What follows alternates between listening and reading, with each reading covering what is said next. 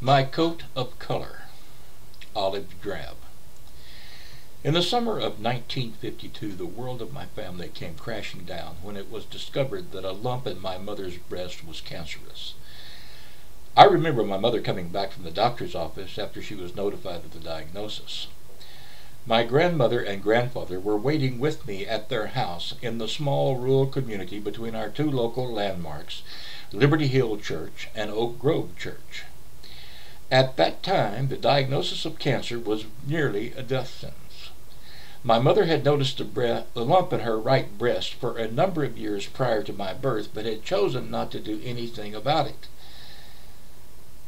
until public outcry and awareness about lumps became loud enough for her to decide to find out if she had a problem. Before the car came to a stop in the yard, my grandmother looked and saw my mother crying in the car, so she started crying. This was all very upsetting to an 8.5-year-old child. The next few weeks took on a surreal atmosphere. It was like being caught up in a nightmare. There was no question about the operation being done. It had to be done. The cost of the operation and subsequent radiation treatment was $25,000. My mother taught school and my father had a shoe shop in Mount Vernon, Texas. Their yearly income was around $5,000 in a good year. The idea of owing $25,000 for anything was overwhelming. But in a scant 3 weeks, the operation was over and the radiation treatments at MD Anderson in Houston, Texas were underway. While this was going on, I lived with my grandparents. My brother had been born the previous December and was still understandably very small. He was moved to the home of my paternal grandmother, Ella Mae Duncan, and her son, my uncle, Bradley Duncan. They lavished him with tender, loving care. My father stayed at our house in Mount Vernon, Texas. As soon as my mother was physically able, she returned to her parents' home where I was staying. At that time, the operation was brutal. She was unable to move her right arm much above her shoulder and was in agony most of the time. My mother, grandfather, and my father all had to work, so it was left to me to stay with my mother. My grandmother commanded me to do 3 things. First, I was not to leave my mother alone at any time. Second, I was to give her anything for which she needed or asked. Last, I was to be quiet and not disturb her. I spent the entire summer in the living room on a pallet next to the couch where my mother lay.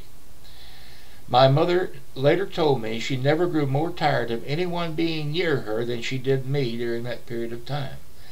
Repeatedly, she told me to go outside and play. I wanted to beyond all reason. But my grandmother laid imperative commands overwhelmingly upon me. I was to do anything and everything my mother asked of me except leave her alone. That was a hard summer for my mother and me and the rest of the family, but we survived because of an unshakable faith in God and each other. Support for our family also came from the community around us. Hundreds of people in the community gave us food, money, and love. In our modern-day society, this type of support is almost non-existent. It is sad that progress has meant the loss of human compassion, care, and understanding. My mother gradually improved to the point where we could move back to Mount Vernon. Mother had been teaching school the previous 2 years in a smaller rural community called Argo, Texas. I had attended the 1st and 2nd grade there with my mother as my teacher. Since Mother was unable to teach school this year, I enrolled in the 3rd grade in the Mount Vernon grade school.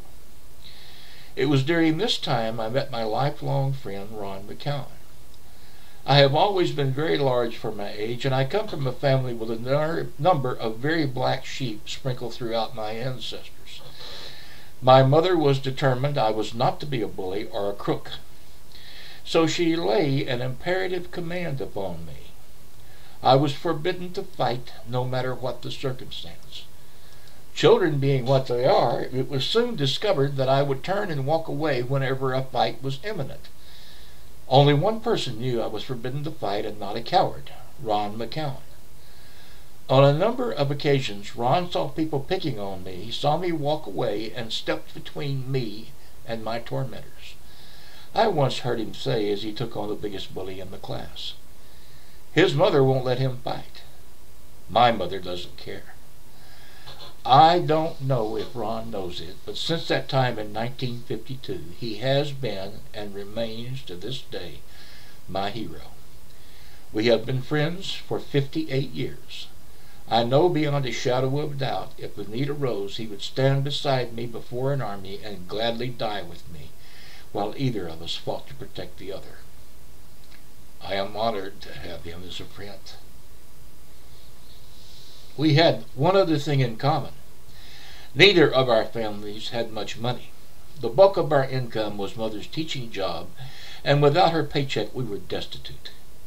When Old Man Winter came that year, he came in hard and fast, what we in Texas call a blue norther.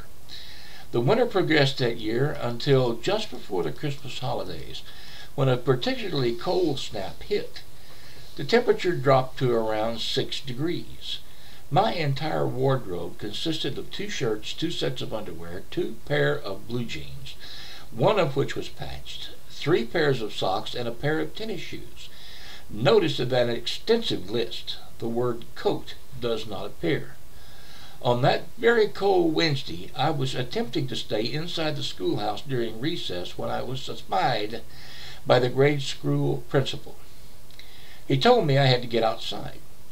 "You can't stay in here, go outside and play," were his exact words. When I told him I didn't have a coat, his reply was, "Tell your mother to get you one." I tried to explain that we couldn't afford one because my mother had had cancer, but he cut me off with, "Everybody has a sad story. I told you to get outside." And with that he grabbed me by the ear and physically dragged me out the door. I tried to find a sheltered place from the wind, but soon became so cold that I sought relief in the boys' bathroom. I'll say one thing for the principal. He was thorough in his vigilance. He noticed a few of us going into the bathrooms and lingering, so he staged a raid to run everybody out.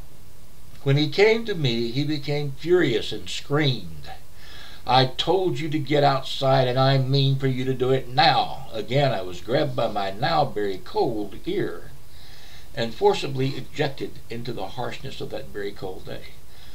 I don't remember much of the rest of that day. I do remember getting home crying. When my mother asked what was wrong, I told her all that happened. My mother got up, dressed, and went to the school.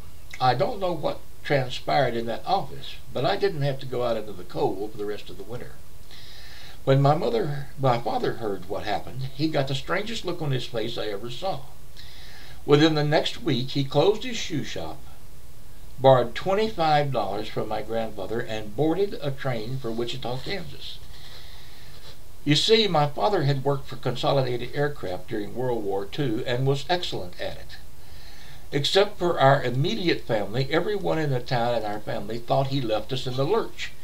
Actually, he had gone to get a job that would pay some money. In Wichita, he initially went to work for Beech Aircraft. With his first paycheck, he sent me a BG Parka coat, olive drab color, a pair of leather boots, and some rubber overshoes. The coat was designed for the colder weather of the northern states. It was, as I said, olive green in color with a wonderful fur-lined parka. It was even waterproof. I wore that coat until it became too hot to put it on. Since that day, I will take money out of my pocket to buy someone who is cold a coat. I know what it is like to be cold, and I know what it is like to suddenly have a coat. I learned a lot that winter. I learned the hearts of some people can be colder than the winter. I learned Christian charity is measured by those in need, by the doing, not the talking about doing. I learned that a father does what he has to do in order to take care of his family. I learned the correct way to do it is to find a job, any job, and to work to get the things his father needs. I learned that prayer, hard work, and faith through adversity are what it takes to hold the family together in hard times. Another example of this is what Ron's mother did for him. She took her best coat and cut it down to fit him so he could be warm. Ron endured endured many snide remarks about the appearance of his coat. Children can be cruel. But hardships in this life have added benefits. Ron recently retired from teaching, and I'll bet none of his students ever felt alone or outcast in his presence. May God bless you and yours.